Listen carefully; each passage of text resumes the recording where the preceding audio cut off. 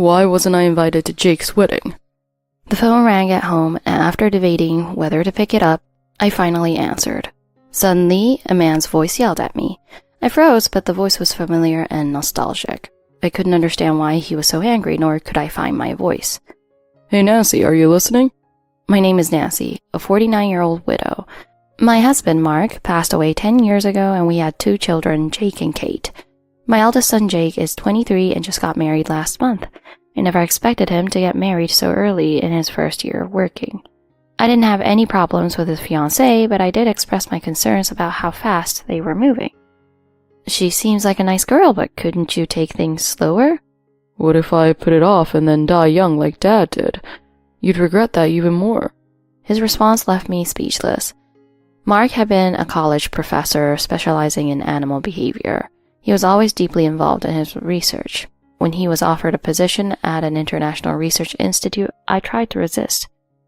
Jake's about to hit his teenage years, and Kate is still little. Can't you at least stay until she starts school? But Mark wouldn't budge. This is a once-in-a-lifetime opportunity. The world's leading expert invited me to join their team. Please.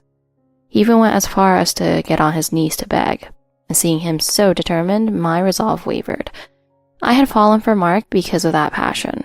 When he called it the biggest chance of his life, I couldn't say no. We saw him off at the airport as a family of 3. Watching the plane take off, I felt the sting of tears, but I never imagined that would be our final goodbye. 3 weeks later, I received a message from the embassy. Mark had gone missing during field research. Witnesses said they were attacked by wildlife and Mark was the only one taken. 3 days later, only his torn right shoe was found in a forest 7 kilometers away. The authorities deemed survival impossible and he was declared deceased. The memory still tightens my chest. I spiraled into a deep depression, barely managing daily life. I moved back in with my parents and attended therapy. Nancy, are you still there? The voice snapped me back to reality. Mark, is that you? How are you alive? I barely managed to get the words out. What do you mean? Mark sounded confused. What are you talking about? 10 years ago, you were declared dead during your research trip. I've raised Jake and Kate alone since then. What? This is insane. I haven't been able to return home, but we've stayed in touch through email. I even sent you a recent photo of me. You sent me photos of the kids grown up. Did you hit your head or something? Are you okay? The voice was undoubtedly Mark's, but our conversation was surreal. I wondered if this was some elaborate prank. Emails? I don't remember any emails. Silence filled the line. Nancy, are you serious? Absolutely. This must be a scam or even a ghost. Give me your email address and I'll prove it. I wrote down the email address he recited and confirmed it. I opened my computer and sent an email while staying on the phone. I sent it. Got it. A silence followed before he spoke. Do you only use this email? Yes, you know I prefer having everything in one place. This isn't the address I've been using. My heart sank. Mark had been emailing someone else for 10 years thinking it was me. The photos of me and the kids were sent by someone impersonating me. I've always preferred consolidating everything, even credit cards and bank accounts. Mark knew that well. Realizing this wasn't a prank, Mark asked, Who was I emailing all these years? We were both bewildered, unable to process what this meant. Can you forward me the emails and attached photos? Let's talk tomorrow after I check them. Okay. Mark hung up. Mark was alive. For 10 years, I believed he was dead. I waited for his forwarded emails, hoping for answers. This was supposed to be a miraculous reunion, but our call ended with mere formalities. Reality doesn't unfold like a TV drama. Kate came home hungry, and I prepared dinner, my mind racing. Hours later, after Kate went to bed, I opened my computer again. Mark had sent 3 emails.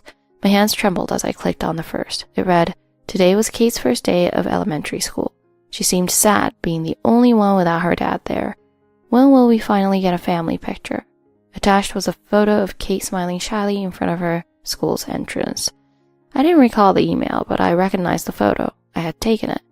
The second email was filled with photos of family events, Jake's high school graduation, Kate in a summer dress with friends, Jake's 18th birthday, a family trip, and more. Why were there so many private photos? The third email had photos from Jake's wedding.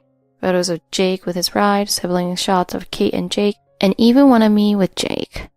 Who was pretending to be me? Most of these photos were from holiday cards or updates I'd sent to friends. Only close family could have had access to all these. I concluded that someone in my family had impersonated me. The next day, the phone rang again. Did you see the emails? Yes, I didn't send any of those. I know. I'm sending you another email. Read it now. I opened the email as instructed. Mark had written, "Yesterday I sent an email as usual. Here's the reply I received." It read, "Talking to you on the phone was unbelievable, Mark. I always wondered why you didn't call during these 10 years. Mark's response echoed my thoughts. The imposter told me not to call, citing various reasons. Kate being asleep, the inconvenience of waking her, your new work schedule, and my field work. It became normal to just email. But not getting a call about Jake's wedding was the last straw. Mark and I realized the scale of the deceit. Who do you suspect? I hesitated before answering honestly. It's Carla. Mark sighed. Carla was my younger sister, 3 years my junior. She had always been kind, helping with the kids and handling paperwork when Mark disappeared. But only Carla or my parents could have had all those photos. I didn't want to believe it, but my parents weren't tech savvy and they'd never impersonate me. That left Carla. We ended the call without answers. Mark was about to head out for a 2-week research trip, so there would be no calls for a while. During those weeks, I revisited the past 10 years, piecing together clues. How did Mark manage to stay abroad if he was declared dead? Did Carla know Mark was alive the whole time?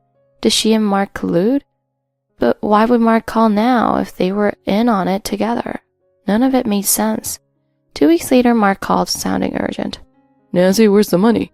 His question caught me off guard. What money? The living expenses I've been sending every month. I froze. For 10 years, I sent $4,000 monthly, plus extra for school fees and emergencies.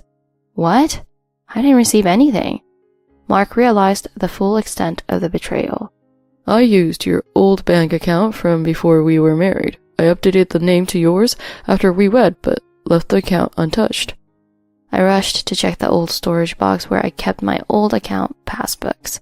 The passbook for that particular account was missing. My vision darkened and I felt like I might collapse.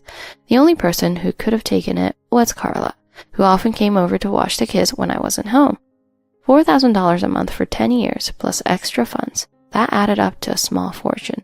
This was no mistake. It was a full-blown crime. I'm sorry, Nancy. I should have realized sooner and come back, no matter what. It's not your fault. I didn't notice the missing passbook either. But my sister... We didn't blame each other. Instead, we focused on what needed to be done. The fact that Carla had been siphoning funds meant this wasn't just a personal betrayal, but a criminal act. I felt a sharp clarity that replaced my previous fog of confusion. Now, I could only think about how to confront Carla and hold her accountable. I was worried about how my parents would react, but this wasn't the time for that. I remembered that during the early days of Mark's presumed death, Carla had helped me with paperwork. I was so broken at the time that filling out forms felt insurmountable. I vaguely remembered signing papers, but I couldn't recall exactly what they were. My parents had once told me, "You're still young, Nancy. You might want to remarry, so you should keep things separate from us." That's why we created a new family registry for me and the kids. This kept me from seeing anything related to Mark's status when I accessed family records. Carla must have realized Mark was alive early on, when she submitted the paperwork on my behalf. Instead of submitting the death certificate, she likely filed a fake divorce decree and created a new registry. That explained why Mark could continue living and working abroad. Carla's meticulous planning left me astonished. On the surface, her life seemed ordinary. She was married with 1 child and living a middle-class life. She wore modest clothes, and her spending seemed normal. Her son attended private school, which could be manageable with 1 child. But what had she been using all that money for? I hired a private investigator to track her movements. When I explained the situation, the investigator looked stunned. Is this really true? The first 10-day surveillance turned up nothing suspicious. Do you want to extend the investigation? I agreed, despite the expense. I couldn't let this go unresolved. My hunch proved correct. On the day Mark's usual transfer came through, Carla made her move. She used my card and passbook to withdraw cash easily. She then headed straight to a nightclub. The investigators captured clear photos of her entering and leaving, particularly her exit, where she clung to a man, gazing at him as if reluctant to part. 3 days later, she met the man during the day for a shopping spree, buying him luxury gifts before visiting the club again. Seeing the evidence, I felt betrayed. I had spent years thanking Carla for her help, only to find out she had deceived me and squandered Mark's money. Tears of anger welled up as I printed the photos. I shared the evidence with Mark, who was even more devastated than I was. I left you because of my own ambition, but I tried to make sure you didn't struggle financially. I can't believe none of it reached you. Money is replaceable, but I can't forgive Carla for what she put you through. We agreed it was time to involve professionals. We compiled the evidence and reported it to the police. The next time Mark's transfer was scheduled, the police made their move. Ma'am, may I see your ID? Carla's face turned pale as an older officer showed his badge and guided her to a corner of the bank. What's going on? The people in line watched, curious about the scene. We're investigating a series of fraud cases. Your description matches the suspects. This is just a precaution. If your ID checks out, you'll be free to go. Carla forced a smile and handed over her license. Here, now can I go? One more thing. Can we see the passbook for your account you just withdrew from? Why? Isn't the ID enough? I've cooperated, haven't I? The suspect withdraws significant amounts from accounts, not under their name. If the passbook matches, this will be quick. Carla's expression changed, her eyes darting around. Miss Carla Smith, isn't that your sister's account? Everything's out in the open now. Carla's eyes widened, and she began to tremble. She tried to bolt, but a younger officer restrained her. We found the passbook and bank card for Nancy Wilson's account. Carla's shoulders slumped as she realized she'd been caught. Nancy, is this your sister? Mark and I stepped forward from where we'd been observing. Yes, that's my sister, Carla Smith. Nancy, Mark, why are you here together? Carla's confusion was evident as she stared at us, a mix of shock and disbelief on her face. You kept this act going for 10 years, didn't you? My voice shook with emotion. I almost admired how thoroughly she had deceived us. But it's over now. The lies end here. Carla, it was your sending Jake's wedding photos that made me call Nancy. That's when we realized everything. Carla stared blankly before a smirk crept across her face. So, I dug my own grave, huh? She started laughing, a sound that unnerved everyone present. 10 years without anyone noticing. I guess I got too confident. Mark's eyes narrowed as he asked. Why, Carla? This is a crime. Why do this? Oh, officer, it's just a misunderstanding. I was just running an errand for my sister. No, Carla, stop lying. I won't protect you anymore. Carla glared at me, a look full of contempt. You always had everything, Nancy. The piano lessons, the private school, the career you wanted, a professor husband. Everything. It was never fair. Her voice rose as she vented ears of resentment. So you weren't after the money? You did this just to hurt me?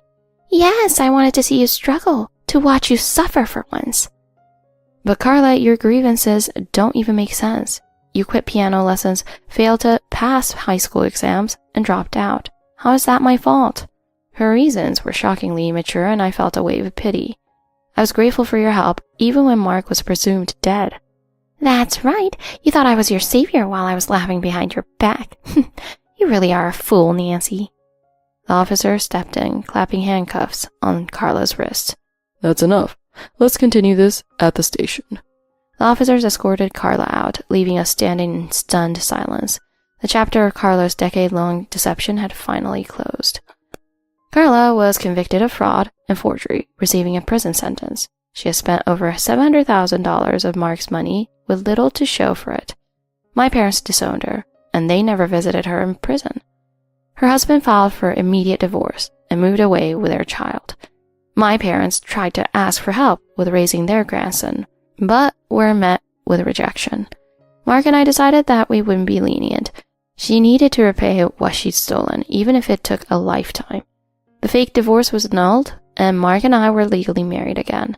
His parents offered heartfelt apologies for their part in the ordeal. Finally, we gathered as a family to celebrate Jake's wedding and Mark's return. For my younger daughter, who barely remembered her father, adjusting to him would take time. But we were patient, ready to rebuild. Mark chose to retire from international research. His achievements earned him a prestigious university position as a full professor. How did you survive, Mark? He smiled wryly. It was a miracle. I was dragged deep into the forest by that bear and knocked out cold. When I woke up, it was gone, along with my backpack. He described stumbling through the woods, injured and disoriented, until he found help. Mark took my hand gently. I'm here now, and I'm never leaving again. I squeezed his hand in return. Thank you for coming back. Together, we would reclaim the decade we lost.